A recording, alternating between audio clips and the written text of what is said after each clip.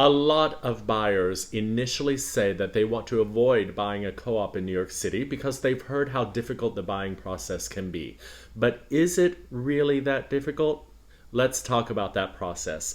I'm Dewey Moss. I'm a top producing real estate agent in New York City. If you haven't already, please take a second to hit the like and subscribe button for lots of great content on this channel, and let's get started.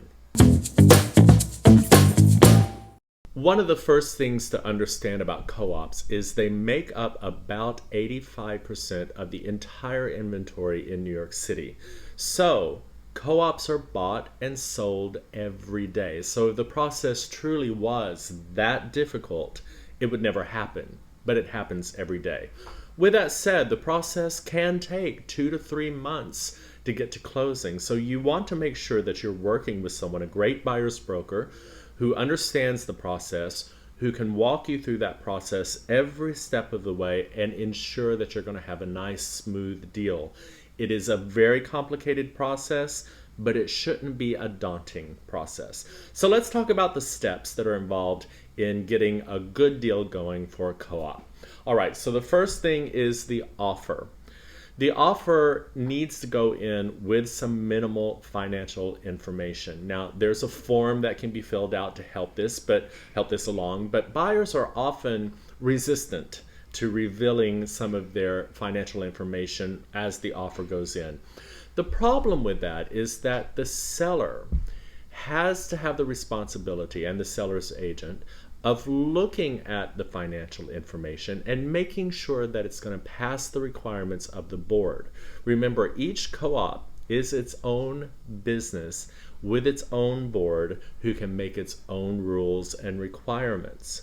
So therefore, they have a standard that they're looking at for a new shareholder to come into the building, and they want to make sure that you can pass those requirements. Otherwise, there's really no reason for you to go through the whole process.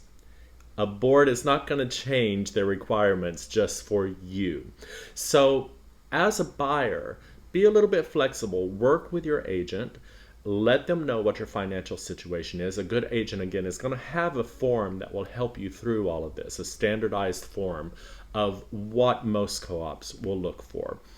They also need to understand your overall financial package, your debt to income ratio, what your liquidity is. All those things really need to be understood to make a good offer, to make sure that the seller and their team know that you're going to be able to pass this whole process with flying colors. All right, so financial information for the offer, number one, very important. While you're applying for a mortgage, once your offer has been accepted, you're going to do what's called a board application, or sometimes we call it the board package. This is the part that often seems very daunting because, quite frankly, a board can ask for much more information than what's required for your mortgage. I've seen the board applications be quite extensive and require hundreds, if not, over 1,000 pages of information. A lot of this depends on your personal finances as a buyer, how many assets you have, what your liquidity is, how many stocks you have. All that stuff must be revealed. Remember, a board is looking to make sure that a new shareholder coming into the process is going to be financially secure and not bring all the other shareholders down. So that's the reasoning for this extensive financial package. A good agent is going to have ways to help you through this financial package. It is very important that that application be perfect. And a good agent's going to help you do that. Because if it's not perfect, it's going to get sent back to you. It's going to add to the time that the process takes. And quite frankly, a board or a property manager may get tired of waiting. And so they may not approve the deal so easily. So you want to make sure that your board application is perfect. Once you've submitted that board application, it's going to go through, and sometimes that board application can't even be submitted until the mortgage is actually approved. So already you've got the time for the mortgage to happen while you're simultaneously working on the board package, but then you submit the board package. Some boards will accept it with only a conditional approval, but many want to see the final approval of the mortgage. So once that is submitted, it goes to the property manager of the building. They review everything, make sure everything is just absolutely spot perfect. They'll send it back for any additional requirements that they need. But once it's past the property manager review stage, it then goes to the board. The board then reviews the application. If they find the application is in order, which hopefully it should be if the property manager has done their job, then they will grant an interview.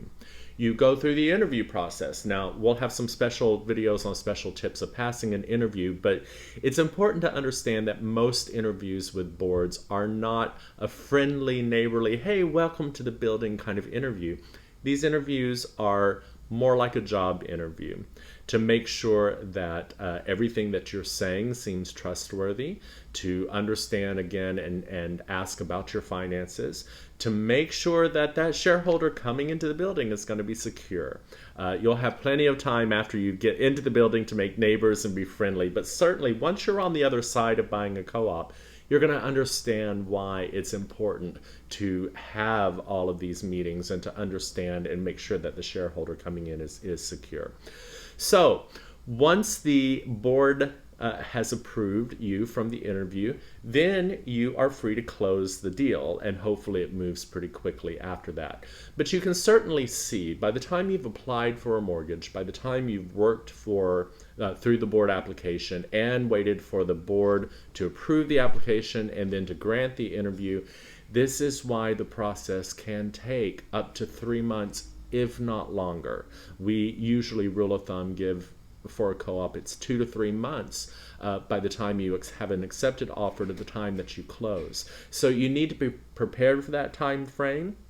There's really no rushing that time frame, but it will certainly help if you A, know what to expect, B, have a great agent working with you to help you through all those steps, make sure everything is clean and crisp and can pass that board, and you'll have a much easier time with your overall co-op deal. All right, I hope that this was helpful. Again, if you haven't already, please hit the like and subscribe button for lots of great content, and I'll see you next time.